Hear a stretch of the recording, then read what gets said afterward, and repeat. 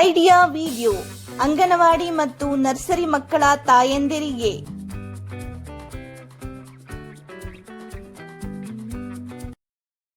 ನಮಸ್ಕಾರ. ಇಂದಿನ ಸಭೆಗೆ ನಿಮ್ಮೆಲ್ಲರಿಗೂ ಸ್ವಾಗತ. ಕಳೆದ ವಾರದ ಐಡಿಯಾ ವಿಡಿಯೋ ನಿಮಗೆ ಇಷ್ಟವಾಗಿದೆ ಎಂದು ನಾವು ಭಾವಿಸುತ್ತೇವೆ. ಬನ್ನಿ ಇಂದಿನ ಸಭೆಯನ್ನು ಪ್ರಾರಂಭಿಸೋಣ. ಕಳೆದ ವಾರದ ಚಟುವಟಿಕೆ ಮತ್ತು ವಯಸ್ಸಿಗೆ ಅನುಗುಣವಾಗಿ ನೀಡಿದ ಅಭ್ಯಾಸ ಹಾಳೆ ಮತ್ತು ಕಾಗದದಿಂದ ಮೀನು ಮಾಡುವುದು. ಈ ವಿಡಿಯೋ ಬಗ್ಗೆ ನಿಮ್ಮ ಅನುಭವಗಳನ್ನು ಹಂಚಿಕೊಳ್ಳಿ. ಈಗ ನೀವು ತಂದಿರುವ ಅಭ್ಯಾಸ ಹಾಳೆಯನ್ನು ಕೈಯಲ್ಲಿ ಹಿಡಿದು ಫೋಟೋ ತೆಗೆದು ಪ್ರಥಮ ಪ್ರತಿನಿಧಿಗೆ ಕಳುಹಿಸೋಣ. ಅಲ್ಲಿಯವರೆಗೆ ವಿಡಿಯೋ ಇಲ್ಲಿ ಪಾಸ್ ಮಾಡೋಣ.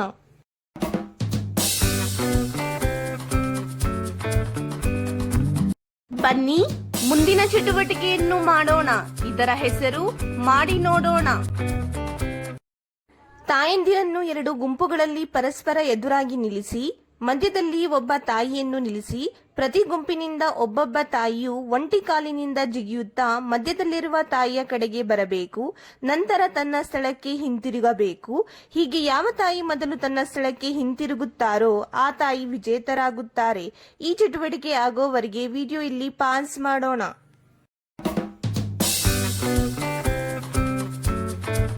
ಬನ್ನಿ ಈಗ ಮುಂದಿನ ಚಟುವಟಿಕೆಯನ್ನು ಮಾಡೋಣ. ಇದರ ಹೆಸರು ಏನಾದರೂ ಹೊಸದನ್ನು ಕಲಿಯೋಣ. ನಾವು ನಮ್ಮ ಮಕ್ಕಳಿಗೆ ಮೊದಲ ಸೂಪರ್ ಹೀರೋ ಮತ್ತು ಆದರ್ಶ ವ್ಯಕ್ತಿಗಳಾಗಿರುತ್ತೇವೆ. ಹಾಗಾಗಿ ಬನ್ನಿ ಮಗುವಿನ ಮನಸ್ಸಿನ ಮೇಲೆ ಕೆಟ್ಟ ಪರಿಣಾಮ ಬೀರುವ ವಿಷಯಗಳ ಬಗ್ಗೆ ತಿಳಿದುಕೊಳ್ಳೋಣ. ಮಕ್ಕಳ ಮೇಲೆ ಕಿರುಚುವುದನ್ನು ನಿಲ್ಲಿಸಿ. ಮಕ್ಕಳ ಮೇಲೆ ನಿರಂತರವಾಗಿ ಕಿರುಚುವುದರಿಂದ ಅವರ ಮಾನಸಿಕ ಮತ್ತು ಭಾವನಾತ್ಮಕ ಬೆಳವಣಿಗೆಯ ಮೇಲೆ ನಕಾರಾತ್ಮಕ ಪರಿಣಾಮ ಬೀರುತ್ತದೆ. ಇದು ಮಕ್ಕಳಲ್ಲಿ ಅಸುರಕ್ಷತೆ, ಆತ್ಮವಿಶ್ವಾಸದಲ್ಲಿ ಕೊರತೆ ಮತ್ತು ಒತ್ತಡವನ್ನು ಹೆಚ್ಚಿಸುತ್ತದೆ.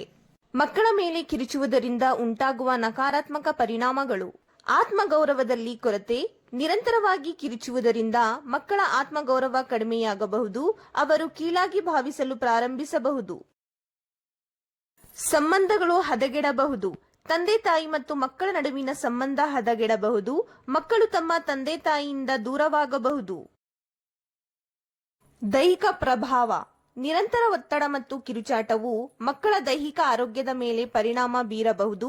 ಉದಾಹರಣೆಗೆ ತಲೆನೋವು, ಹೊಟ್ಟೆನೋವು ಇತ್ಯಾದಿ. ಇದನ್ನು ತಡೆಯುವ ಉಪಾಯ: ಶಾಂತವಾಗಿ ಮತ್ತು ತಾಳ್ಮೆಯಿಂದ ಇರಿ. ನೀವು ಕೋಪಗೊಂಡಾಗಲೆಲ್ಲ ಮೊದಲು ನಿಮ್ಮನ್ನು ಶಾಂತಗೊಳಿಸಿ ಮತ್ತು ಪರಿಸ್ಥಿತಿಯನ್ನು ನೀವು ಹೇಗೆ ಉತ್ತಮವಾಗಿ ನಿಭಾಯಿಸಬಹುದು ಎಂಬುದರ ಕುರಿತು ಯೋಚಿಸಿ. ಸಕಾರಾತ್ಮಕ ಸಂವಾದ: ಮಕ್ಕಳೊಂದಿಗೆ ಸಕಾರಾತ್ಮಕ ಮತ್ತು ಗೌರವದಿಂದ ಮಾತನಾಡಿ. ಅವರು ಏನು ತಪ್ಪು ಮಾಡಿದ್ದಾರೆ ಮತ್ತು ಅದನ್ನು ಹೇಗೆ ಸರಿಪಡಿಸಬೇಕು ಎಂಬುದನ್ನು ಅವರಿಗೆ ತಿಳಿಸಿ. ಸಮಯ ತೆಗೆದುಕೊಳ್ಳಿ. ಮಕ್ಕಳೊಂದಿಗೆ ಸಮಯ ಕಳೆಯಿರಿ ಮತ್ತು ಅವರ ಭಾವನೆಗಳನ್ನು ಅರ್ಥ ಮಾಡಿಕೊಳ್ಳಲು ಪ್ರಯತ್ನಿಸಿ. ಅವರ ಮಾತುಗಳನ್ನು ಕೇಳಿ ಮತ್ತು ಅವರ ಸಮಸ್ಯೆಗಳಿಗೆ ಪರಿಹಾರವನ್ನು ಕಂಡುಹಿಡಿಯಲು ಸಹಾಯ ಮಾಡಿ. ನೆನಪಿಡಿ, ನೀವು ಮಕ್ಕಳ ಮೇಲೆ ಕಿರುಚುವುದನ್ನು ನಿಲ್ಲಿಸಿದರೆ ಅವರ ಆತ್ಮವಿಶ್ವಾಸ ಮತ್ತು ಮಾನಸಿಕ ಆರೋಗ್ಯ ಉತ್ತಮವಾಗಬಹುದು. ಈ ವಿಡಿಯೋದಿಂದ ನೀವು ಹೇಗೆ ಪ್ರಯೋಜನ ಪಡೆಯಬಹುದು? ಎಲ್ಲಾ ತಾಯಂದಿರು ಗುಂಪಿನಲ್ಲಿ ಹೇಳಿ.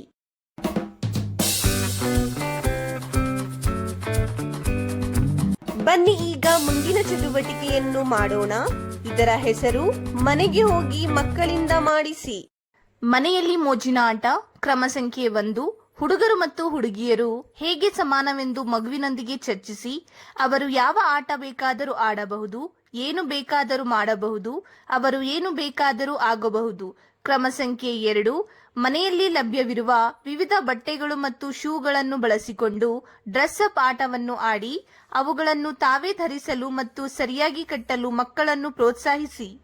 ಕೊಟ್ಟಿರುವ ಅಭ್ಯಾಸ ಹಾಳೆಯಲ್ಲಿ ಮಕ್ಕಳ ವಯಸ್ಸಿಗೆ ಅನುಗುಣವಾಗಿ ಚಟುವಟಿಕೆಗಳನ್ನು ನೀಡಲಾಗಿದೆ.